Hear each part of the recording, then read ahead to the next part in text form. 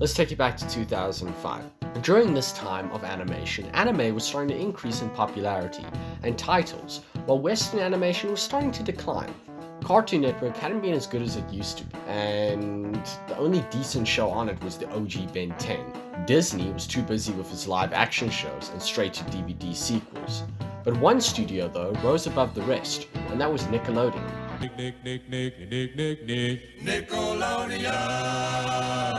Nickelodeon was in its prime, with shows like Danny Phantom and Jimmy Neutron airing, while other shows, SpongeBob and Fairly Odd Parents, were at its prime, and had two great live-action shows under its belt, Drake and Josh and Zoe 101. Every kid was watching Nickelodeon. Then, everything changed when the Fire Nation attacked.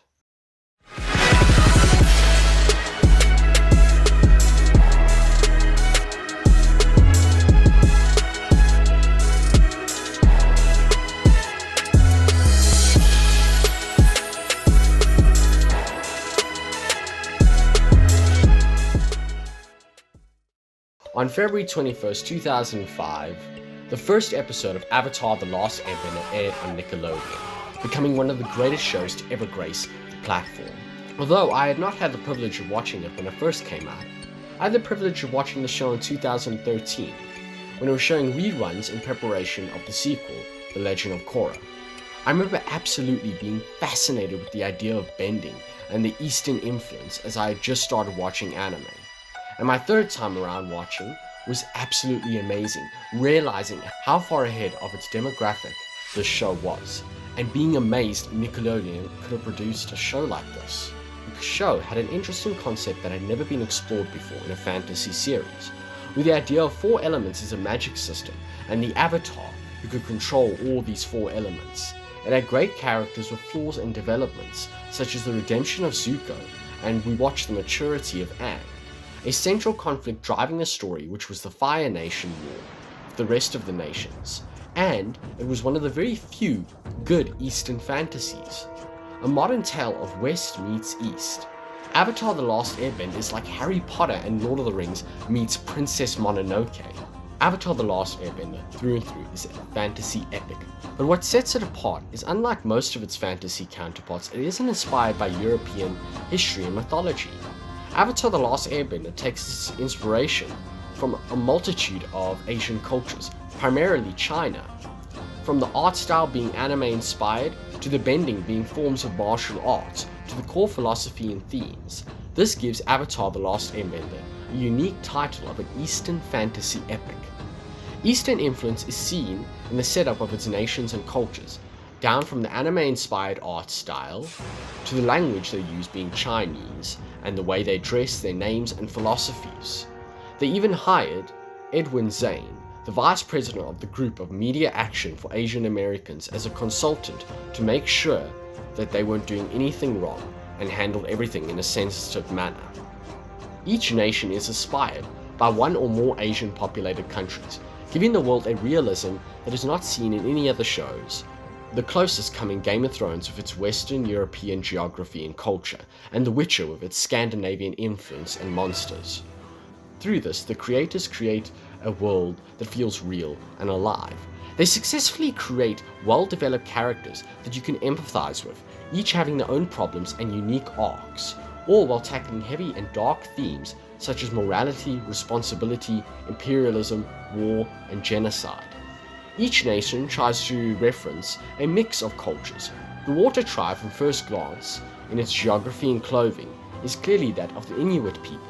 They, like the Inuit people, live in igloos, and rely on hunting and fishing as survival, but also borrows from customs from Native American culture, such as the war paint Sokka wears when he hilariously gets tossed around by Zuko, because, that's always Sokka. Why do you feel the need to do that? And also the chieftain system, and the ponytails and the wolf armor Sokka and the other Water Tribe soldiers wear. Representing the importance of the wolf in Native American culture, the boomerang Sokka uses is reminiscent of Native American weapons, and of course the Aboriginals. The boats they use share the same design of the Polynesian Catamarans, and the Northern Tribe buildings are a mixture of Aztec and Chinese architecture, and its canal system resembling the ones used in Italy. The most important symbolism in the water tribe is that of the moon and ocean spirits, Tao and Lao. Obvious symbolism of yin and yang. The concept of dualism, describing how contrary forces are interconnected and depend on each other. Lao and Tao were once spirits who came to live with humans. The waterbenders saw how the moon spirit pushed and pulled the tides and learned how to waterbend from them. Well, until Korra retconned everything with lion turtles, dude. The waterbenders need the moon to draw their power from, just as they need the ocean to use their power on. The spirits need each other. One cannot exist without the other. They push and pull in eternal dance, Tao and Lao. This is drawn from the Chinese mythology of yin and yang and the Native American belief that fish are life. Just the water tribe and cultures draw from real life places and cultures to create realism that is not seen in any other fantasy series. The Earth Kingdom is at its surface mainly based off Chinese culture, down from the top knot hairstyle that most of the men wear, the architecture, and the giant walls around Ba Sing Se resembling the Great Wall of China and the three walls dividing the classes, just as the walls of the ancient capital of Nanjing in the Ming Dynasty before the capital became Beijing.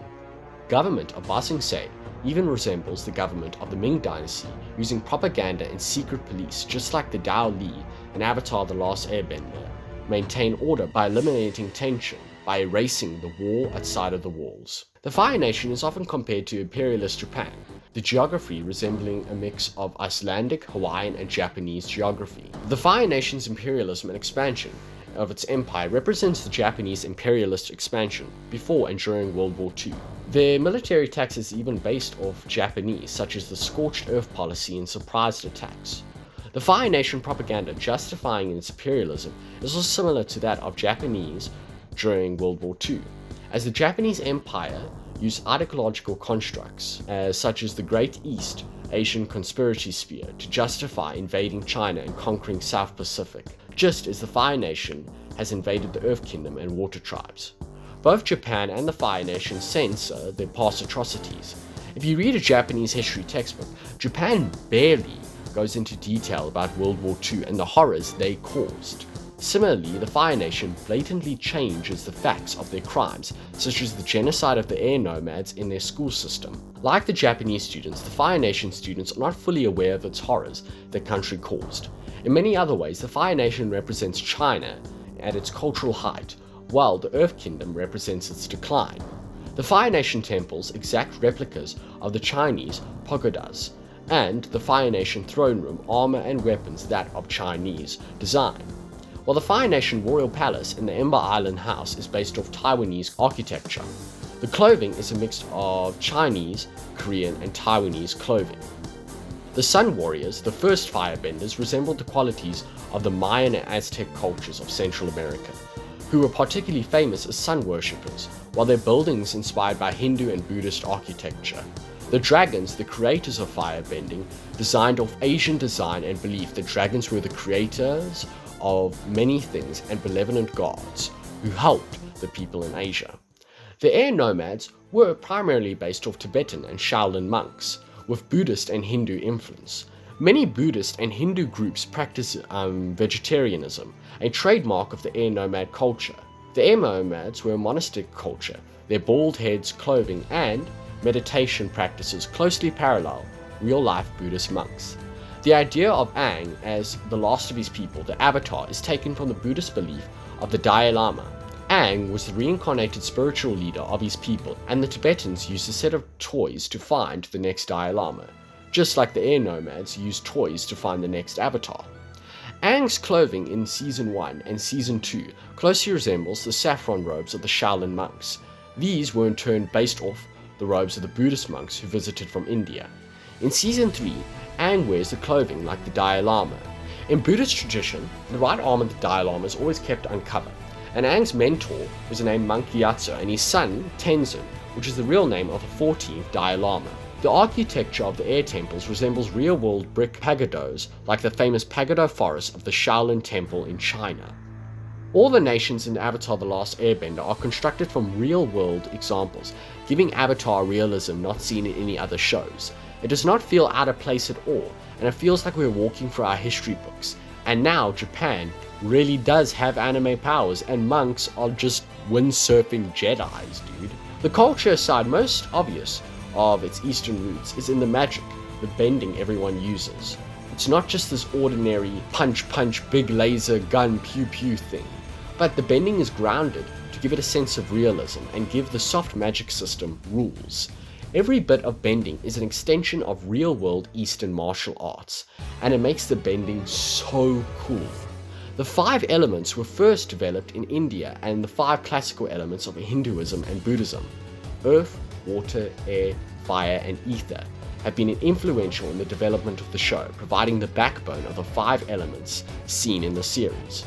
The airbending uses erratic circular movements derived from Bao, a characteristic method of stance and movement based on the theory of continuously changing in response to the situation in hand, in order to overcome an opponent with skill rather than brute force. Airbending is notable for being almost entirely defensive. However, it is to be known the most dynamic of the 4 bending arts.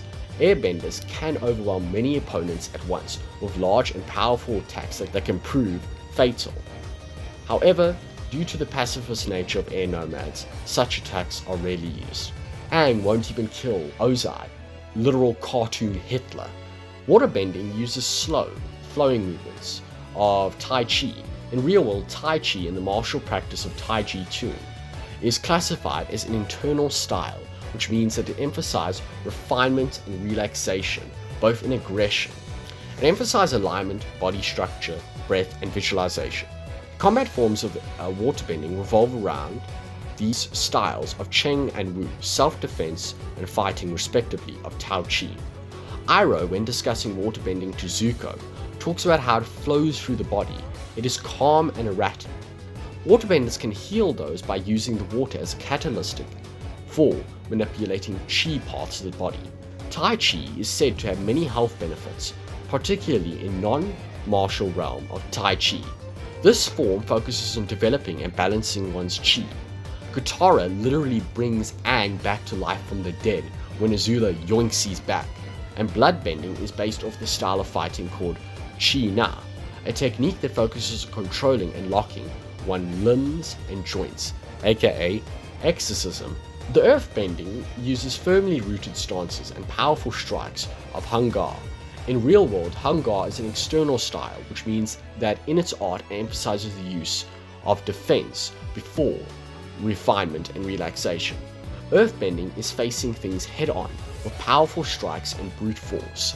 Tuffsbending is unique, and that is based off Chugar, southern praying mantis instead of Hungar. This style is also external, emphasizes more close range attacks from the upper body, keeping the feet firmly on the ground, and just as Toph needs to keep her feet on the ground to see because of her blindness. I mean, seriously, what's with you people? I'm blind! The firebending uses fast, hard, and aggressive strikes of Northern Shaolin style. The style sacrifices defense for fierce attacks. Northern Shaolin is a complex and subtle art that retains a pure essence of a structured movement and posture. In the Chinese martial art classification system, Northern Shaolin is an external art. Firebending is notable for its extensive attacking style and general lack of adequate defense moves, although some notable firebenders utilize creative defensive moves. For example, John can create fire walls, and Zuko can easily block and shoot down incoming objects, as opposed to other firebending techniques. Lightning bending uses movements from Baoji Quan Kung Fu style, which is known for its explosive, short-range power and elbow and shoulder attacks. The bending uses real-world martial arts to ground this already outworldly power in reality, making it their normal world martial arts that you have to train to use. You cannot be born with it, you have to come up with that power. You have to improve your skills, you have to train. Katara does not start out as the greatest waterbender, she trains throughout the first book. We see her fight for a right to be taught. Aang spends the whole series learning. He doesn't start out as Jesus, he learns to become Jesus, dude. And Zuko must learn the roots of firebending to use it properly. It grounds this series in reality. But that's not what makes Avatar this Eastern fantasy, with the world and magic system. Its most important thing is the philosophies explored within mythology within the world. The Avatar draws from real-world religion and beliefs, well, until Korra. It takes philosophies and beliefs from Hinduism, Buddhism, Taoism, and Shintoism. Aang is the Avatar, the master of all 4 elements. The word Avatar comes from the Sanskrit word avatar, which means descent. In Hindu tradition, deities manifest themselves in physical forms or avatars to restore balance on Earth, usually during a period of great evil. The avatar is the body of all its past lives and experiences. It is the physical embodiment of balance of the world. If you want to count Korra, it's the vessel for the light spirit rather, but I don't really count it.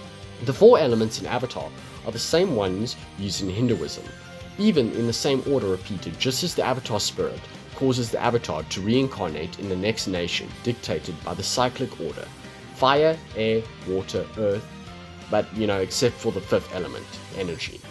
In Hinduism it is called space or ether, which is close to the concept of energy bending, or the Chinese idea of qi, life energy. The 4 elements of this series, water, earth, fire, and air, also derive from the Buddhist concept of Katutautu. The primary 4 elements of Buddhism are the basis for understanding. In order to master the Avatar state, Aang studies the chakras with a guru. In Hinduism and Buddhism, chakras are centers of life force and vital energy. When unlocking all 7 chakras, you master all senses, even spiritual senses. To unlock all 7 chakras, Aang becomes spiritually aware and sensible, able to control the Avatar state. Other Hinduism influences is seen in the unlikely character of Combustion Man. The firebending 3rd eye of Combustion Man is taken directly from the 3rd eye of Shiva, the Hindu god of destruction. Their 3rd eye is shaped in the same way and designed to perform a similar function of Shiva's eye, which is a tool of destruction. Aang's vegetarian diet is based off the dietary habits of Hindu monks, which advocates for non-consumption of meats. The word Agni in the term Agni Kai is derived from the Sanskrit word for fire, Agni, and the word Kai, which translates to the Japanese word of meeting. Fire meeting is where the fire meets in a duel, the duel of Agni Kai. In the commentary for Sozin's Comet, Part 2, The Old Masters, the creators stated that the scenes where Aang speaks to his past lives are influenced by the Hindu scripture Bhagavad Gita, speaking about how we must gain knowledge of how to live for our past life, just as Aang asks the previous avatars for advice on whether he should take Ozai's life to save the world, even though it goes against his beliefs as an air nomad that all life is sacred. The concept of the Sun Temple and the sun worship in the firebending masters is based on the sun temples found in India, especially the Konark Sun Temple in Odisha, and the sun warriors are based off the Gujars, who worship the god and the solar deity Zura. Buddhism influence is seen in the air nomads, air monks' lifestyles. Features, practice, and more are based upon Buddhist monks. In the episode The Swamp, the character Hu states that he reached enlightenment under the Bangyang Groove Tree. This is an allusion to Siddhartha Gautama attaining enlightenment under the Budai tree to become Buddha. Also stated in Avatar's extras, Zuko's transformation in Book 2 reflects the story of Buddha, as well as, it being the best redemption story in all of cartoon and animated history. Of all different religions that have a belief in reincarnation, the Avatar's process of reincarnation leans more closely to that of Buddhism. In fact, Taoism is seen in the moon spirits previously stated, representing yin and yang. The existence of a spirit world is seen in the Taoism idea of yin and yang, the physical world being yang and the spiritual world being yin. In the spiritual world, we are all made up of light. We are not solid, and therefore we cannot interact with other things outside of the spiritual world. Just like Aang must leave his spiritual body to enter into the spirit world, he cannot interact with the physical world. The concept of ki or chi as an energy used by benders to enhance their combat and manipulate elements are of that of Taoism. Manipulation, cultivation, and refinement are ones ki is an important concept of. Ki is one of the 3 treasures along with Jin and Shen.